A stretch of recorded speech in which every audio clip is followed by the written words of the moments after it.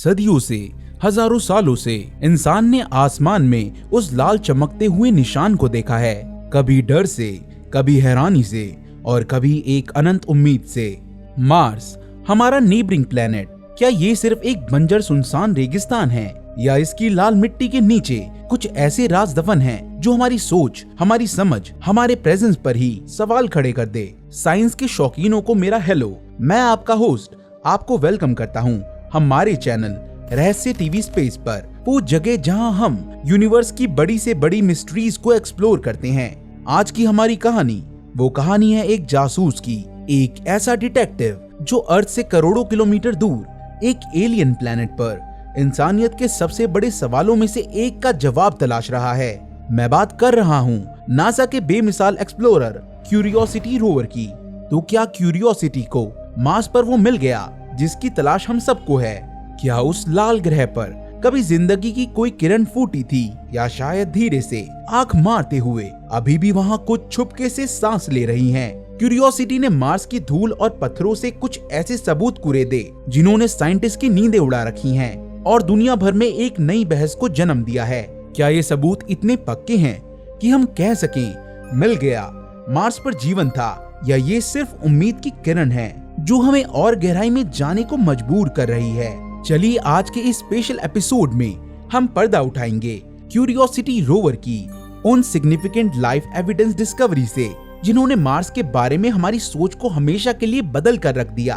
Get ready, क्योंकि ये ride Mars के एंशिएंट रिवर बेड से लेकर उसके मिस्टीरियस मीथेन क्लाउड्स तक आपको झंझोर कर रख देगी। तो अपनी कॉस्मिक सीट बेल्ट्स बांध लीजिए, क्योंकि हम निकलने वाले हैं एक ऐसे सफर पर जो शायद ये साबित कर दे कि हम इस अनंत ब्रह्मांड में अकेले नहीं हैं। सबसे पहले थोड़ा जान लेते हैं अपने मार्शियन हीरो क्यूरियोसिटी रोवर के बारे में। ये कोई आम गाड़ी नहीं है, यह है एक चलता फिरता साइंस लैब, एक कार के साइज का। इसका असली नाम है मार्स साइंस लेबोरेटरी या MSL। अगस्त 2012 में मार्स के एक बहुत ही खास जगह गेल क्रेटर में इसने स्काई क्रेन से एकदम हीरो स्टाइल लैंडिंग की थी। अब आप सोचेंगे गेल क्रेटर ही क्यों?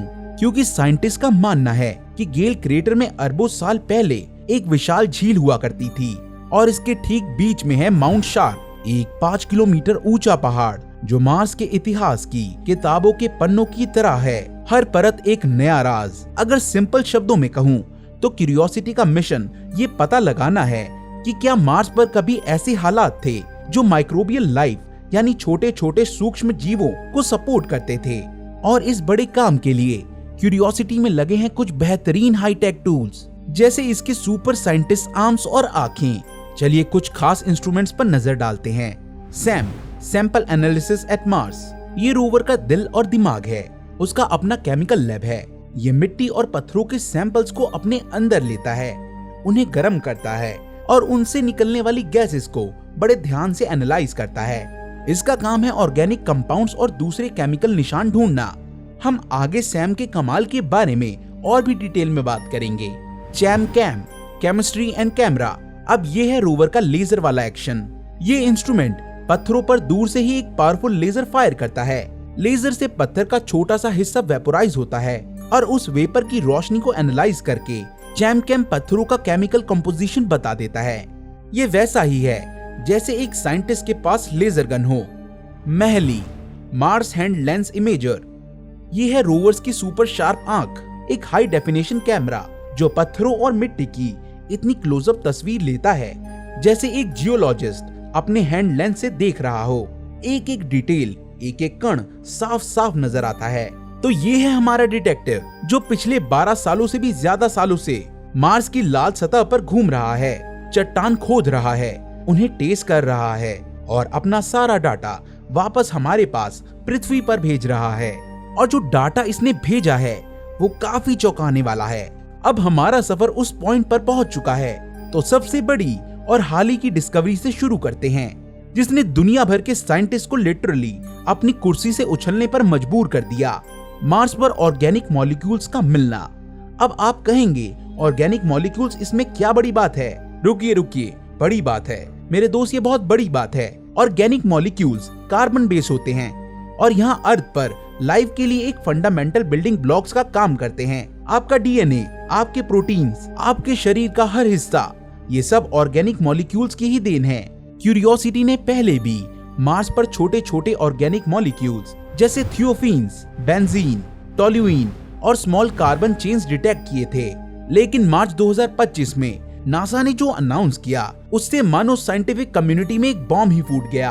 क्यूरियोसिटी ने क्यूम्बरलैंड नाम के एक रॉक सैंपल में, जो गेल क्रेटर के येलो नाइफ बे एरिया से लिया गया था, वहां अब तक के सबसे बड़े और कॉम्प्लेक्स ऑर्गेनिक मॉलिक्यूल्स खोजे हैं। इमेजिन कीजिए, रोवर एक पत्थर को ड्रिल करता है, सैंपल को सैम इंस्ट्रूमेंट में डालता है और वहां से निकलते हैं लाइफ के निशान। साइंटिस्ट को इस सैंपल में डिकेन C10H22, अनडिकेन C11H24 और डोडिकेन C12H26 जैसे लंबे चेन वाले हाइड्रोकार्बन्स मिले हैं। ये कंपाउंड्स 10, 11 और 12 कार्बन एटम से बने होते हैं। ये मार्स के कॉन्टेक्स्ट में काफी लंबी चेन है।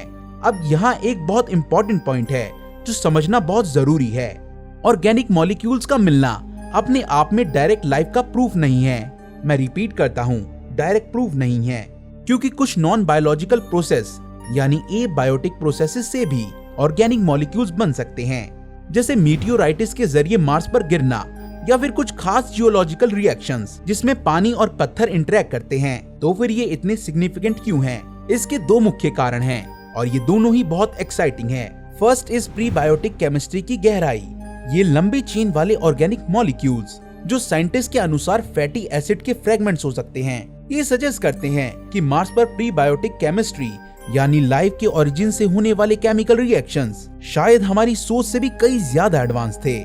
फैटी एसिड्स यहाँ अर्थ पर सेल मेम्ब्रेन्स बनाने में यानी कोशिका की दीवार बनाने में इम्पोर्टेंट रोल प्ले करता है। इनका मार्स पर मिलना भले ही फ्रेगमेंट्स में, ये हिंट देता है कि मार्स पर लाइफ के लिए जरूरी कॉम्प्लेक्स मॉलिक्यूल्स बनाने की क्षमता थी, मतलब वहाँ लाइफ के लिए रॉ मटेरियल मौजूद था। सेकंड, प्रिजर्वेशन का सबूत। एक बहुत बड़ा सवाल ये था कि मार्स का एनवायरनमेंट काफी खतरनाक है।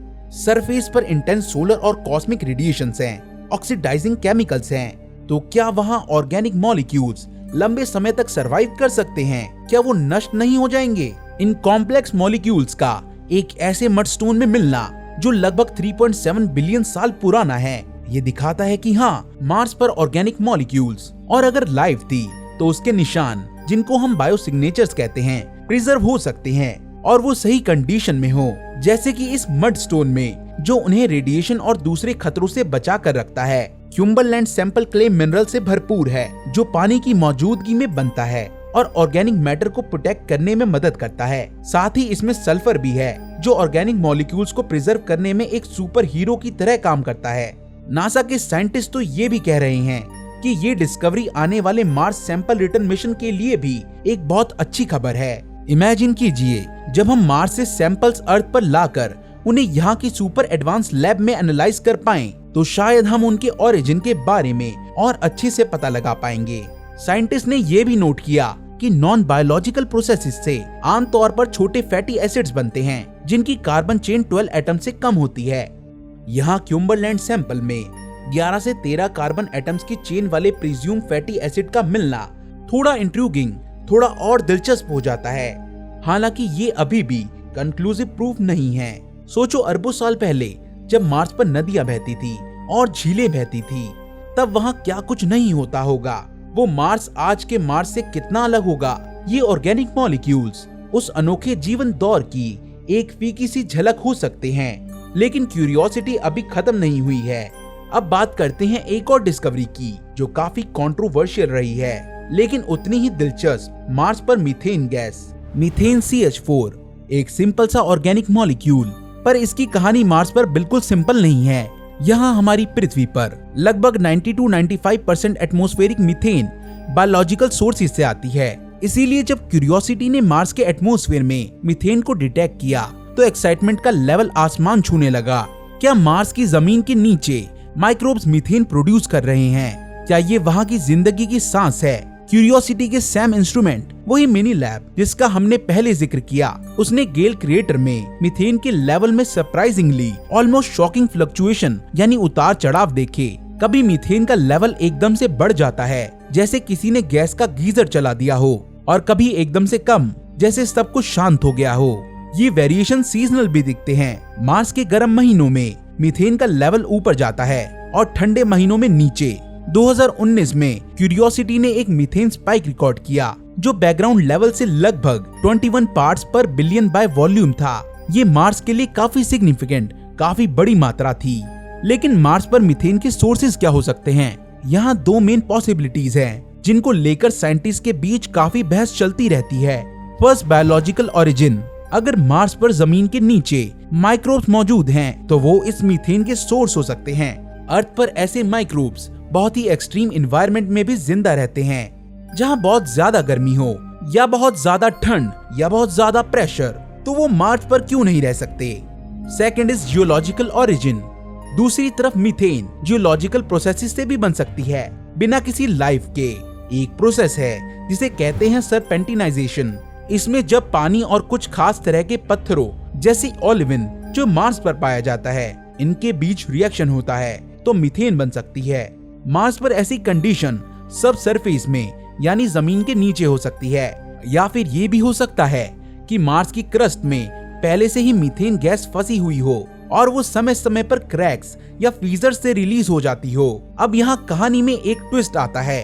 यूरोपियन स्पेस एजेंसी यानी ESA का ट्रेस गैस ऑर्बिट भी मार्स को ऑर्बिट कर रहा है। TGO के इंस्ट्रूमेंट्स मीथेन डिटेक्ट करने में क्यूरियोसिटी से भी ज्यादा सेंसिटिव हैं और वो पूरे प्लेनेट के एटमॉस्फेयर को मॉनिटर करते हैं।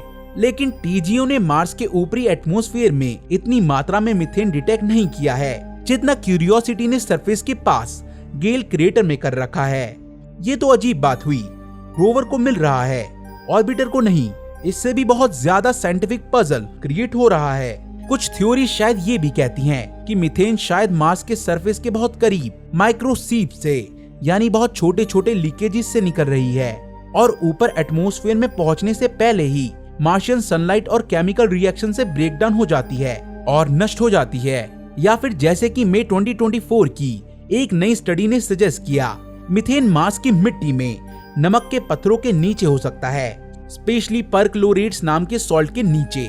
जब टेम्परेचर बढ़ता है या शायद रोवर के वजन से ही ये सॉल्ट सील कमजोर हो जाती है और मीथेन रिलीज हो जाती है। ये थ्योरी एक्सप्लेन कर सकती है कि मीथेन रात में क्यों ज्यादा दिखता है और दिन में गायब हो जाता है, और TGO को ऊपर एटमॉस्फेयर में ये क्यों नहीं मिल रहा। एक और एंगल है जो कुछ साइंटिस्ट ने मई 2025 में उठाया और ये थोड़ा कंट्रोवर्शियल है। उनका कहना है कि क्या मीथेन क्यूरियोसिटी रोवर से ही नहीं निकल रही। वो सजेस्ट करते हैं कि रोवर के अंदर फ्लोरिडा की हवा जिसमें थोड़ी मीथेन होती है शायद लॉन्च से पहले सील हो गई थी और अब धीरे धीरे लीक हो रही है। उन्होंने एक एक्सपेरिमेंट प्रपोज किया है जिससे ये पता लगाया जा सके कि मीथेन असली मार्शियन है या रोवर बॉर्न कंटेमिनेशन। ये एक ऑनगोइंग इन्वेस्टिगेशन है और इसका नतीजा मीथेन की कहानी को एक नया मोड़ दे सकता है। तो मार्स पर मीथेन की कहानी अभी भी एक अनोखा उलझा हुआ रहस्य है। ये बायोलॉजिकल हो सकता है, जो लॉजिकल हो सकता है, या फिर कोई अननोन प्रोसेस जिसके बारे में हम अभी नहीं जानते। लेकिन इसकी मौजूदगी और इसके अजीब उतार चढ़ाव लाइफ की पॉसिबिलिटी की तरफ एक स्ट्रॉन्ग इशारा करते हैं, भले ही हमें पक्का जवाब नहीं मिला हो। ये एक ऐसा क्लू है जिसे हम इग्नोर नहीं कर सकते। जीवन के लिए पानी कितना जरूरी है ये तो हम सब जानते हैं। जल ही जीवन है, ये सिर्फ एक कहावत नहीं बल्कि साइंटिफिक सच्चाई है। और क्यूरियोसिटी ने इस बात के इतने पुख्ता सबूत दिए हैं कि इसमें कोई शक नहीं रहा कि मार्स हमेशा से सूखा, ठंडा और बेजान नहीं था जैसे आज दिखता है। अरबों साल पहले मार्स एक गीला ग्रह था, एक वाटरी वर्ल्ड। वहाँ नदियां बहती थी, बड़ी बड़ी झीलें बहती थी और शायद समंदर भी लहराते थे। इमेजिन कीजिए एक लाल ग्रह जिसमें नीले पानी की झलक हो। क्यूरियोसिटी ने गेल क्रेटर में जहाँ वो लैंड हुआ एंशिएंट स्ट्रीम बेड्स यानी सूखी नदियों के तल और लेक बेड्स यानी सूखी झीलों के तल की खोज की है। वहाँ उसे मिले हैं ऐसे पत्थर और मिनरल्स जो सिर्फ पानी की मौजूदगी में ही बन सकते हैं। सेडिमेंट्री रॉक्स, ऐसी चट्टानें जो पानी में धीरे धीरे जमा हुई मिट्टी और रेत के कंकड़ से बनती है। इनकी परतें मार्स के वाटरी पास की कहानी कहती हैं। क्यूरियोसिटी ने ऐसे गोल मटोल कंकड़ देखे हैं जो बिल्कुल वैसे ही हैं जैसे अर्थ पर नदियों में पाए जाते हैं। ये पानी के बहाव से घिसकर गोल हुए। क्ले मिनरल्स, ये पानी के साथ पत्थरों के केमिकल रिएक्शन से बनते हैं और ये इस बात का पक्का सबूत है कि वहाँ लिक्विड वाटर था। एक और खास बात ये है कि क्ले मिनरल्स ऑर्गेनिक मॉलिक्यूल्स को प्रिजर्व करने में भी बहुत अच्छे होते हैं। सो जहाँ क्ले वहाँ लाइफ के निशान मिलने की उम्मीद ज्यादा। सल्फेट्स ये भी पानी के साथ इंटरेक्ट करके बनते हैं और मार्स पर पानी के डिफरेंट केमिकल एनवायरनमेंट्स का पता देते हैं। कुछ सल्फेट्स ये भी बताते हैं कि पानी एसिडिक था, तो कुछ बताते हैं कि न्यूट्रल था। इन सभी चीजों से ये पता चलता है कि गेल क्रेटर में, खासकर येलो नाइफ बे एरिया में, एक समय पर लिक्विड वाटर ऐसी कंडीशन प्रोवाइड करता था जो लाइफ को सपोर्ट कर सकती थी। ना ज्यादा एसिडिक, ना ज्यादा सॉल्टी, आराम से माइक्रोब्स वहां रह सकते थे और जरूरी केमिकल एलिमेंट्स भी मौजूद थे। साइंटिस्ट एस्टिमेट करते हैं कि येलो नाइफ बे एरिया में ये हैबिटेबल एनवायरनमेंट, ये अनुकूल पानी शायद लाखों सालों तक मौजूद रहा होगा और लाखों साल का समय लाइफ के पनपने और विकसित होने के लिए काफी समय है। अब इस पजल का एक और इम्पोर्टेंट पीस है मार्स का कार्बन साइकिल। अर्थ पर कार्बन साइकिल लाइफ के लिए बहुत ही ज्यादा जरूरी है। ये एटमॉस्फेयर, समंदर, जमीन और लिविंग ऑर्गेनिज्म के बीच कार्बन एलिमेंट का मूवमेंट रेगुलेट करती है। कार्बन लाइफ का मेन बिल्डिंग ब्लॉक है। अप्रैल 2025 में क्यूरियोसिटी ने एक और बहुत महत्वपूर्ण खोज की, साइड्राइट नाम का एक आयरन कार्बोनेट मिनरल। साइंटिस्ट काफी समय से ये सोच रहे थे कि मार्स का शुरुआती CO2 रिच एटमॉस्फेयर जो उसे गर्म रखता था और लिक्विड वाटर को सरफेस पर मौजूद रहने देता था, वो सारा CO2 आखिर कहाँ चला गया? मार्स आज इतना ठंडा क्यों है? साइड्राइट का मिलना, वो भी माउंट शार्प के उन पत्थरों में जो सल्फेट रिच हैं, और वो भी 5 से 10% तक की अच्छी खासी मात्रा में, ये सजेस्ट करता है कि मार्स की काफी सारी कार्बन डाइऑक्साइड उसकी क्रस्ट में यानी सतह के नीचे कार्बोनेट मिनरल्स के रूप में ट्रैप हो गई है, लॉक हो गई है। शायद वो CO2 स्पेस में खो नहीं गई जैसा कि कुछ लोग पहले सोचते थे। ये डिस्कवरी क्रूशियल है क्योंकि ये मार्स पर एक पास्ट एक्टिव कार्बन साइकिल का पहला ठोस सबूत है। इसका मतलब है कि मार्स पर लंबे समय तक ऐसी डायनामिक कंडीशन रही होंगी जो लाइफ को सस्टेन कर सकती थी। कार्बन का होना और उसका साइकिल होना लाइफ की केमिस्ट्री के लिए बहुत इम्पोर्टेंट है। हालांकि साइंटिस्ट ये भी कहते हैं कि अगर ये सैंपल पूरे प्लेनेट को रिप्रेजेंट करता है तो ये भी सजेस्ट करता है कि मार्स का कार्बन साइकिल अर्थ के कार्बन साइकिल की तरह बैलेंस नहीं था। शायद इसीलिए क्योंकि मार्स पर अर्थ लाइक टेक्टोनिक प्लेट्स नहीं हैं जो कार्बन को रिसाइकिल करने में मदद करती हैं। तो पानी की कहानी, ऑर्गेनिक मॉलिक्यूल्स की मौजूदगी, मीथेन के सिग्नल्स और अब ये कार्बन साइकिल का सबूत, ये सब मिलकर एक ऐसी तस्वीर बनाते हैं जिसमें एंशिएंट मार्स लाइफ के लिए काफी अनुकूल है। एक ऐसा मार्स जहां शायद जिंदगी ने अंगड़ाई ली हो। इतनी सारी डिस्कवरीज, इतने सारे क्लूज, इतने सारे हिंट्स, अब वो $1 मिलियन क्वेश्चन, वो सवाल जो आप सबके जहन में गूंज रहा होगा, क्या क्यूरियोसिटी ने मार्स पर लाइफ का डेफिनेटिव पक्का स्टैम्पेड एंड सील सबूत ढूंढ लिया है? क्या हम कह सकते हैं यूरेका, मार्स पर लाइफ थी? द ऑनेस्ट साइंटिफिक और थोड़ा सा डिसअपॉइंटिंग शॉर्ट आंसर है नहीं। अभी तक जून 2025 तक क्यूरियोसिटी ने ऐसा कोई फॉसिल नहीं ढूंढा है जिसे देखकर हम कह सकें ये देखो मार्शियन जीव। ना ही कोई जिंदा माइक्रोब मिला है और ना ही कोई ऐसा अनडिस्प्यूटेड बायोसिग्नेचर जिस पर कोई और एक्सप्लेनेशन ही ना हो। तो फिर इतना शोर क्यों है, इतने एक्साइटेड क्यों? वो इसीलिए मेरे दोस्त क्योंकि क्यूरियोसिटी ने जो कुछ भी ढूंढा है वो हैबिटेबिलिटी के यानी जीवन के लिए अनुकूल माहौल के एक्सट्रीमली स्ट्रॉन्ग इंडिकेटर्स हैं। इसने वो सारे इंग्रेडिएंट्स ढूंढे हैं जो लाइफ के लिए जरूरी होते हैं, जैसे कि हम अर्थ पर लाइफ को जानते हैं। चलिए लिस्ट बनाते हैं। लिक्विड वाटर एंशिएंट मार्स पर था, इसीलिए तो पत्थर बोल रहे हैं, क्यूरियोसिटी ने दिखाया है। ऑर्गेनिक मॉलिक्यूल्स, लाइफ के बिल्डिंग ब्लॉक्स, ये भी मिले हैं और अब तो पहले से भी ज्यादा कॉम्प्लेक्स वाले मिले हैं। एनर्जी सोर्स, जीवन को चलाने के लिए एनर्जी चाहिए। सनलाइट और केमिकल एनर्जी मार्स पर अवेलेबल थी और है। Essential chemical elements, carbon, hydrogen, nitrogen, oxygen, phosphorus, sulphur, ये लाइफ के लिए जरूरी बेसिक एलिमेंट्स हैं। और गेस व्हाट, क्यूरियोसिटी ने ये सभी मार्स की मिट्टी और पत्थरों में डिटेक्ट की है। सैम इंस्ट्रूमेंट ने 2015 में रॉक सैंपल्स में नाइट्रेट के रूप में फिक्स नाइट्रोजन भी डिटेक्ट की थी, जो डीएनए और प्रोटीन्स बनाने के लिए बहुत जरूरी होती है। जो कॉम्प्लेक्स ऑर्गेनिक मॉलिक्यूल्स क्यूरियोसिटी ने क्यूम्बरलैंड सैंपल में खोजे, या जो मीथेन के अजीबोगरीब फ्लक्चुएशंस वो देख रहा है, वो टेंटेलिजिंग है। ये शब्द साइंटिस्ट बहुत यूज करते हैं जब कोई चीज बहुत ज्यादा उत्सुकता बढ़ाने वाली हो, लेकिन अभी पूरी तरह से समझी ना गई हो।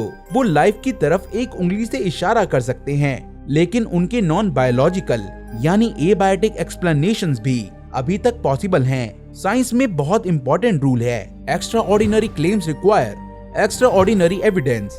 यानी अगर आप कोई बहुत बड़ा दावा कर रहे हैं, जैसे कि मार्स पर लाइफ, तो आपको उसके लिए उतने ही बड़े अटल सबूत देने होंगे।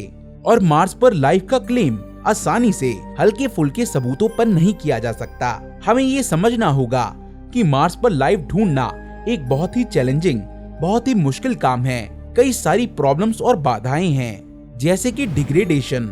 मार्स का सरफेस आज बहुत ही कठोर है, वहाँ सोलर और कॉस्मिक रेडिएशन की लगातार बौछार होती रहती है, और सरफेस पर ऑक्सीडाइजिंग केमिकल्स भी हैं। ये सब मिलकर ऑर्गेनिक मैटर को और लाइफ के निशानों को डिग्रेड कर सकते हैं, नष्ट कर सकते हैं। इसीलिए जमीन के नीचे या किसी प्रोटेक्टेड एनवायरनमेंट में ही कुछ मिलने की उम्मीद है। एम्बिग्विटी, कई सारे पोटेंशियल बायोसिग्नेचर्स जैसी कुछ खास तरह के मिनरल्स या आइसोटोप का रेशो या कुछ ऑर्गेनिक मॉलिक्यूल भी नॉन बायोलॉजिकल प्रोसेसेस से बन सकते हैं। इन दोनों में डिफरेंशिएट करना कि ये लाइफ से बनी है या जियोलॉजी से बहुत ही मुश्किल होता है, स्पेशली जब आप करोड़ों किलोमीटर दूर से रिमोट एनालिसिस कर रहे हैं। पास्ट वर्सेस प्रेजेंट, अगर मार्स पर लाइफ थी तो शायद वो अरबों साल पहले थी, जब वहाँ पानी था। इतने लंबे समय में उसके निशान बहुत बदल गए होंगे, बहुत धूमिल हो गए होंगे। उन्हें ढूंढना और पहचानना एक आर्कियोलॉजिकल डिग से भी बहुत ज्यादा मुश्किल है। इसीलिए नासा और ईसा जैसे space agency follow the water, पानी के निशान ढूंढो, और seek the science of habitability, यानी जीवन के लिए अनुकूल माहौल के सबूत ढूंढो। पहले ये पता लगाओ कि वहाँ लाइफ के लिए कंडीशन थी, फिर लाइफ के डायरेक्ट साइंस ढूंढो। क्यूरियोसिटी ने पहला पार्ट, हैबिटेबिलिटी वाला पार्ट काफी हद तक पूरा किया है। उसने साबित कर दिया है कि मार्स वॉज हैबिटेबल। अब दूसरा part, direct science of life ढूंढने का काम परसिवरेंस रोवर कर रहा है, जो फरवरी 2021 में जेजरो क्रिएटर में लैंड हुआ। परसिवरेंस का मेन मिशन ही बायोसिग्नेचर्स ढूंढना और फ्यूचर में अर्थ पर लाने के लिए सैंपल कलेक्ट करना है। परसिवरेंस ने भी कुछ इंट्रूगिंग पोटेंशियल बायोसिग्नेचर्स जैसे लियोपार्ड स्पॉट्स या पॉपी सीड जैसे स्ट्रक्चर देखे हैं, पर वो भी अभी अंडर इन्वेस्टिगेशन हैं और उनके नॉन बायोलॉजिकल एक्सप्लेनेशन हो सकते हैं। तो क्यूरियोसिटी की कमाल की डिस्कवरीज का फ्यूचर क्या है? हमने इतना कुछ जान लिया, पर अब आगे क्या होगा? मार्स के राज क्या ऐसे ही अनजाने रहेंगे? बिल्कुल नहीं, साइंस कभी रुकती नहीं। क्यूरियोसिटी अभी भी एक्टिव है। ये थोड़ा बूढ़ा हो गया है, पर जोश वो ही है। वो डाटा भेज रहा है और साइंटिस्ट उसके डाटा को, उसके भेजे हुए हर छोटे से छोटे सिग्नल को और गहराई से एनालाइज करते रहेंगे। आपको याद है क्यूम्बरलैंड सैंपल 2013 में कलेक्ट किया गया था, लेकिन उसके डिटेल ऑर्गेनिक मॉलिक्यूल्स की फाइंडिंग 2025 में पब्लिश हुई। रिसर्च ऐसे ही चलती है, तो क्यूरियोसिटी के पुराने डाटा से भी नई चीजें निकल सकती हैं। मार्स सैंपल रिटर्न मिशन, ये है नासा और यूरोपियन स्पेस एजेंसी का बहुत ही एम्बिशियस, बहुत ही बड़ा प्लान। इसके तहत परसिवरेंस रोवर द्वारा कलेक्ट किए गए मार्स के पत्थरों और मिट्टी के सैंपल्स को स्पेशल कैप्सूल में बंद करके अर्थ पर लाया जाएगा। इमेजिन कीजिए, मार्स के असली टुकड़े हमारी लैब्स में। अर्थ पर हमारे पास जो सुपर एडवांस लैब्स और इंस्ट्रूमेंट्स हैं, वो मार्स पर भेजे गए किसी भी रोवर के इंस्ट्रूमेंट से कहीं ज्यादा पावरफुल हैं। उनसे इन सैंपल्स का इतना डिटेल एनालिसिस हो पाएगा कि शायद तभी हम मार्स पर लाइफ के सवाल का डेफिनेटिव पक्का जवाब दे पाएंगे। ये मिशन थोड़ा कॉम्प्लेक्स है और ये कई स्टेजेस में होगा। इसका इंतजार तो पूरी दुनिया कर रही है। यूरोपियन स्पेस एजेंसी का एक्सो मार्स रोवर, जिसका नाम रोसालिंड फ्रैंकलिन है, उसका लॉन्च अभी कुछ कारणों से डिले है, लेकिन जब वो मार्स पर पहुंचेगा तो वो एक नया काम करेगा। रोसालिंड फ्रैंकलिन रोवर जमीन में 2 मीटर तक ड्रिल करके नीचे से सैंपल्स निकालेगा। इतनी गहराई में ऑर्गेनिक मॉलिक्यूल्स और पोटेंशियल बायोसिग्नेचर्स सरफेस रेडिएशन से पूरी तरह प्रोटेक्टेड रह सकते हैं, तो वहाँ से कुछ खास मिलने की उम्मीद बहुत ज्यादा है। ह्यूमन एक्सप्लोरेशन और अल्टीमेटली सबसे बड़ा गेम चेंजर होगा इंसानों का मार्स पर जाना। जब हमारे एस्ट्रोनॉट्स मार्स की सतह पर अपना कदम रखेंगे तो वो ऑन साइट जियोलॉजी कर सकते हैं, डिसीजन ले सकते हैं, डीप ड्रिलिंग कर सकते हैं और सैंपल्स को तुरंत वहीं के वहीं सोफिस्टिकेटेड इंस्ट्रूमेंट से एनालाइज कर सकते हैं। एक ह्यूमन जियोलॉजिस्ट एक रोवर से कहीं ज्यादा फ्लेक्सिबिलिटी और इंट्यूशन से काम कर सकता है। ये अभी दूर का सपना लग रहा है, पर नासा और दूसरी स्पेस एजेंसी इस दिशा में काम कर रही हैं। क्यूरियोसिटी रोवर ने मार्स के बारे में हमारी समझ को इवोल्यूशनाइज कर दिया है। उसने एक क्रांति ला दी है। उसने एक सूखे बंजर लाल ग्रह की इमेज को बदलकर एक ऐसे प्लेनेट की इमेज बनाई है जो कभी पानी से लथपथ था, जहां लाइफ के लिए सारी जरूरी चीजें मौजूद थी, और शायद उसने उस लाइफ को सपोर्ट भी किया हो। दोस्तों, मार्स पर जीवन का सवाल अभी भी ओपन है। क्यूरियोसिटी ने दरवाजे खोले हैं, पॉसिबिलिटीज दिखाई हैं, हमारी उम्मीदों को नई उड़ान दी है। ये डिस्कवरीज हमें ये भी बताती है कि यूनिवर्स में लाइफ की खोज कितनी कॉम्प्लेक्स, कितनी चैलेंजिंग और उतनी ही ज्यादा एक्साइटिंग है। ये चीज तो तय है, क्यूरियोसिटी ने हमें मार्स के इतने करीब ला दिया जितना हम पहले कभी नहीं थे, और आने वाले सालों में, आने वाले मिशंस में हम इस लाल ग्रह के और भी बड़े और भी गहरे राज जान पाएंगे। आपको क्या लगता है, क्या क्यूरियोसिटी की ये डिस्कवरीज मार्स पर एंशिएंट लाइफ का सबूत है, या अभी और सबूतों का इंतजार करना चाहिए? आपके विचार, आपकी थ्योरीज क्या कहती हैं? मुझे नीचे कमेंट्स में जरूर शेयर करें। मुझे आपके कमेंट्स पढ़ने में बहुत मजा आता है।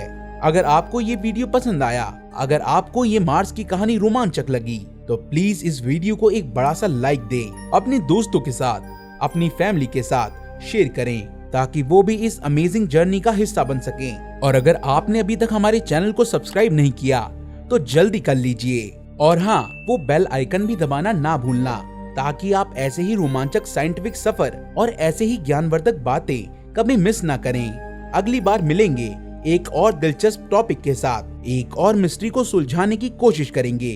तब तक के लिए सोचते रहिए, सवाल करते रहिए, सीखते रहिए, और हाँ, आसमान में उन चमकते हुए सितारों और ग्रहों की तरफ देखते रहिए। क्या पता अगला बड़ा राज वहीं से खुल जाए। आपका इस वीडियो को देखने के लिए बहुत बहुत धन्यवाद। I'll see you in the next one.